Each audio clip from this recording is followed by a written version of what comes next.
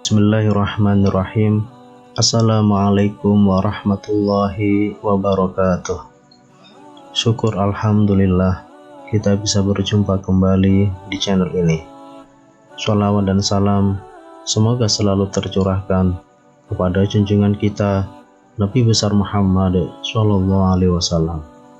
Allahumma sholli ala sayyidina Muhammad wa ala ali sayyidina Muhammad. Harapan dan doa saya untuk saudaraku semua yang sedang menonton video ini, semoga saudaraku semua selalu diberikan kesehatan oleh Allah, dimudahkan segala urusannya, dilapangkan rezekinya, dan diampuni segala dosanya. Amin ya robbal alamin. Sahabat beriman yang dirahmati Allah, agama Islam telah mengatur segala perkara, termasuk waktu tidur. Jadi, sebagai umat Islam, kita wajib tahu waktu tidur yang dibenci Allah Subhanahu wa Ta'ala. Mengapa waktu tidur perlu diperhatikan? Hal ini karena tidur yang baik akan membawa kebaikan pula. Sebaliknya, tidur di waktu yang dilarang Allah Subhanahu wa Ta'ala bisa mendatangkan keburukan.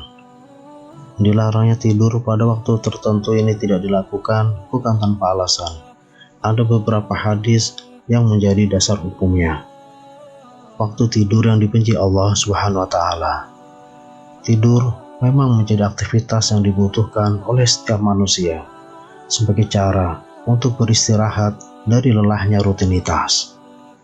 Allah Subhanahu wa Ta'ala berfirman dalam Al-Quran, dan adalah karena rahmatnya Dia jadikan untukmu malam dan siang, agar kamu beristirahat pada malam hari, dan agar kamu mencari sebagian karunia-Nya pada siang hari, dan agar kamu bersyukur kepadanya. Quran Surat Al-Qasas ayat 73. Namun, umat Islam perlu memperhatikan waktu tidurnya, karena ada beberapa waktu tidur yang dibenci Allah Subhanahu wa Ta'ala, sehingga sebaiknya dihindari. Berikut ini waktu tidur yang dibenci Allah Subhanahu wa Ta'ala beserta penjelasannya dalam agama Islam. Yang pertama adalah tidur setelah sholat subuh.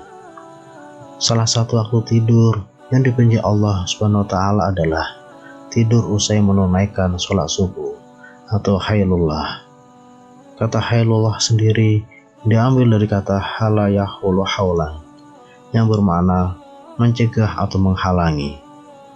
Meskipun biasanya waktu pagi hari usai subuh ini terasa nyaman untuk kembali berbaring di tempat tidur, tetapi sebaiknya kita menghindarinya. Pasalnya, tidur setelah sholat subuh dapat mengurangi produktivitas karena bangunnya nanti akan terlalu siang, serta menghalangi datangnya rezeki di pagi hari. Padahal Rasulullah Shallallahu Alaihi Wasallam telah berdoa kepada Allah Subhanahu Wa Taala untuk umatnya, seperti dalam hadis yang diriwayatkan oleh Abu Dawud. Ya Allah, berkahilah umatku di waktu paginya. Hadis riwayat Abu Dawud. Dalam riwayat lainnya, Rasulullah Shallallahu Alaihi Wasallam bersabda, apabila engkau telah selesai sholat subuh, janganlah kamu tidur tanpa mencari rezeki. Hadis riwayat Tabrani. Sementara dalam kitab Madarijus Salikin, Ibnu Qayyim telah berkata tentang keutamaan awal hari dan makruhnya menyanyiakan waktu dengan tidur. Beliau berkata, termasuk hal yang makruh bagi orang soleh karena tidur antara sholat subuh dengan terbitnya matahari. Waktu tersebut sangat berharga sekali. Pagi hari adalah awal hari dan sekaligus sebagai kuncinya.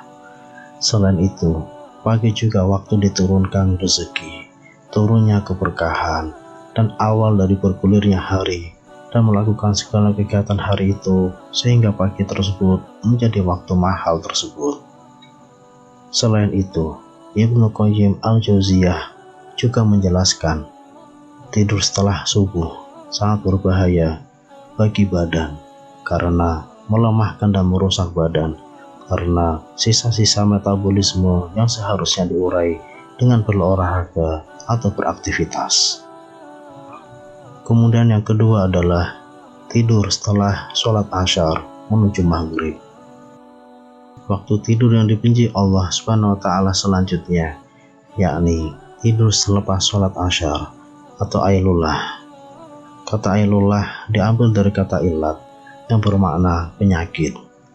Memang benar bahwasanya tidur setelah sholat Asyar hingga menuju waktu maghrib dapat menyebabkan beberapa efek buruk bagi kesehatan.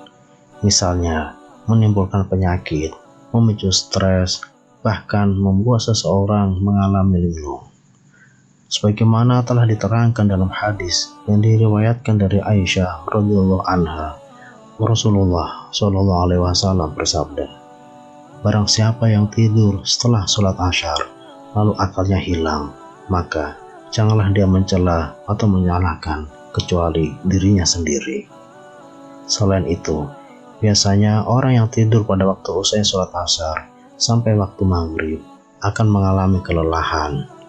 Jadi, sebaiknya hal ini dihindari karena lebih banyak menyebabkan keburukan. Kemudian yang ketiga adalah tidur sebelum menunaikan sholat Isya. Tidur sebelum melakukan sholat Isya juga termasuk dalam waktu tidur yang dibenci Allah Subhanahu wa Ta'ala. Diriwayatkan dari Abu Barzah radhiyallahu anhu bahwasanya Rasulullah Shallallahu alaihi wasallam membenci tidur sebelum Isya dan mengobrol setelahnya. Hadis riwayat Bukhari dan Muslim. Hal ini karena bisa menyebabkan umat muslim melewatkan sholat Isya hingga keesokan harinya. Para muhadisin atau ahli hadis menerangkan makruhnya tidur sebelum sholat Isya.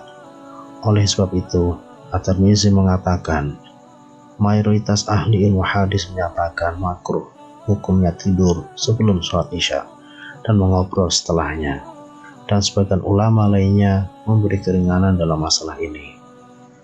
Abdullah bin Mubarak mengatakan, kebanyakan hadis-hadis Nabi melarangnya.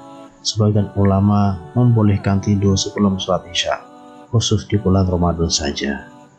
Jadi, sesekali mungkin diperbolehkan jika kita merasa lelah, tetapi tidur sebelum Isya ini jangan jadikan sebuah kebiasaan. Tidurlah setelah sholat Isya, dan lebih bagus lagi apabila bangun tengah malam untuk menunaikan sholat sunnah seperti sholat tahajud dan sholat witir. Wallahu a'lam. Demikian yang bisa saya bagikan. Semoga bermanfaat untuk kita semua. Wassalamualaikum warahmatullahi wabarakatuh.